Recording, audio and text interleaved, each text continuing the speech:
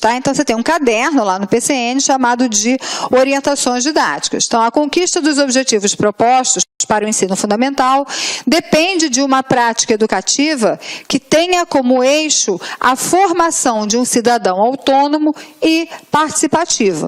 Então, essas orientações didáticas, elas vão, todas elas, estar voltadas para essa ideia de uma prática educativa que tenha como eixo essa questão. Pensar na formação de cidadão, mas de um cidadão que seja autônomo e que também seja participativo nas questões da sociedade, nesse processo de democratização da sociedade, que não é um processo simples. Então, todas as orientações didáticas estão voltadas para essa situação.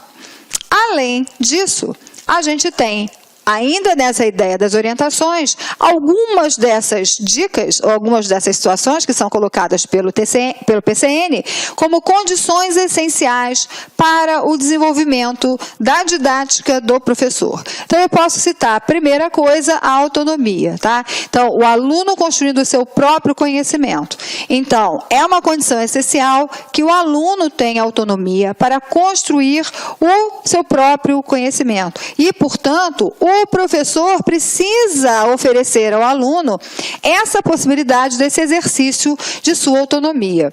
A diversidade. A gente sabe que os contextos são diversos, a gente sabe que a sala de aula é um micro-universo, um microcosmos completamente cheio de diversidades. Então, a gente não tem nem numa possibilidade, numa hipótese, ter todos os alunos da mesma idade, a gente não tem alunos iguais. Então, a diversidade ela vai estar ali sempre presente, seja pelos seus aspectos da aprendizagem, seja por aspectos culturais, seja por aspectos regionais, a gente tem sempre diferenças. E, portanto, a gente tem uma necessidade constante, de acordo com os PCNs, de adequar os objetivos, os conteúdos e os critérios de avaliação. E é por isso que os PCNs são referencial, eles não são uma matriz curricular fechada. Eles trabalham como um leque de possibilidades onde você tem condição de escolher, de adaptar e de até criar outros objetivos para o trabalho que você vai realizar na sua escola. Disponibilidade para aprendizagem, ou seja, empenho nas relações e na utilização correta de materiais. Todo professor, ao ensinar, também aprende, né? E o aluno, ao aprender, também ensina. Isso é uma frase de Paulo Freire, tá?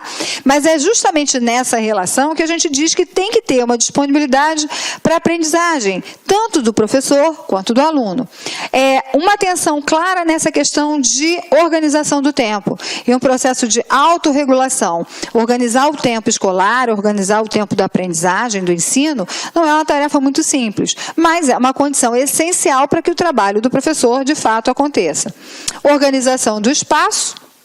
Lembra que o espaço faz parte de uma concepção metodológica, ou seja, de acordo com o método de trabalho que você vai utilizar, o espaço precisa ser organizado para atender às especificidades daquela atuação, daquela específica metodologia. E se eu não uso o meu espaço, se tenho só aquela sala onde as cadeiras estão uma atrás do outro, onde o aluno fica vendo a nuca do outro aluno, não esqueçam, isso também é uma opção metodológica.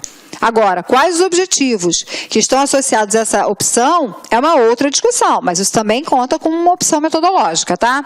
Além disso, a gente tem que pensar na seleção de material, então você tem que ter uma diversidade de materiais justamente para você pensar na adaptação dos conteúdos que você vai precisar fazer com certeza neste processo, ok? Então, esses assuntos são alguns dos assuntos principais dos PCNs, mas a gente continua aqui com outros. Por exemplo, aqui eu trouxe para vocês uma imagem que faz parte dos PCNs e que nos serve para discutir bastante essa questão da organização curricular que é proposta pelo documento. Então, se vocês notarem, a gente tem uma organização que parte primeiro dos objetivos gerais do ensino fundamental. Então, esses objetivos eles estão presentes na legislação. Se você pegar a LDB, você encontra objetivos. Se você pegar os DCNs, você tem objetivos. Esses objetivos, eles se relacionam, vejam que eles estão juntos. Eu não tenho objetivos partidos aqui, porque eles se relacionam com as áreas de conhecimento. De novo, os objetivos eles estão juntos, fazem parte de uma mesma intenção, e eles são partilhados entre as áreas de conhecimento. Então, a gente tem a área de língua portuguesa, a área de matemática, ciências naturais, história, geografia, arte, educação física e língua estrangeira. Logo abaixo, a gente tem aqui os temas transversais que nós já vamos discutir um pouquinho. E só a partir daí, tá? Então, objetivos, áreas e temas, é que a gente começa, todo mundo, a convergir para a ideia da caracterização da área e dos objetivos gerais da área.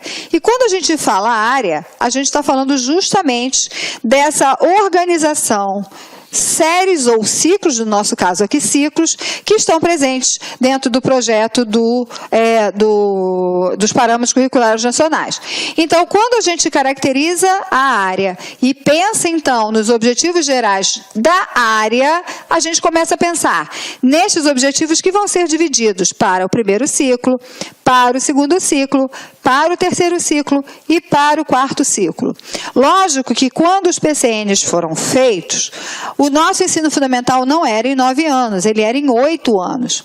Então, esse ciclo aqui aparece séries, primeira, segunda, terceira, quarta, quinta, sexta, sétima e oitava, você pode estar pensando em a nona. Não tem o 9º ano, porque nessa organização aqui, isso foi pensado para o ensino fundamental em 8 anos. Se a gente quisesse fazer uma adaptação, aqui nós teríamos o primeiro ano, o segundo ano, o terceiro ano, aqui nós teríamos o quarto, quinto, aqui o sexto e o sétimo, e aqui o oitavo e o nono. Isso é só para a gente entender a comparação. Lembra que o ciclo, como os PCNs, como eles estão organizados em ciclo, aquela época, ensino fundamental em 8 anos apenas. Então, para cada ciclo, objetivos. Lembra que o ciclo, ele está previsto em lei, ele é possível, não há nada contra a lei, em um sistema de ensino, organizar o seu sistema de ensino através de ciclos. Nada equivocado.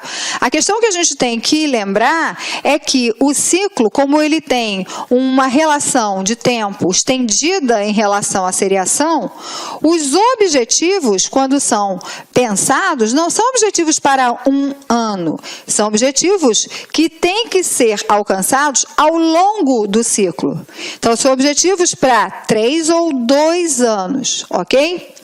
Cada área dessas aqui, ó, que corresponde ao ciclo, ela está implicada nesta dinâmica aqui.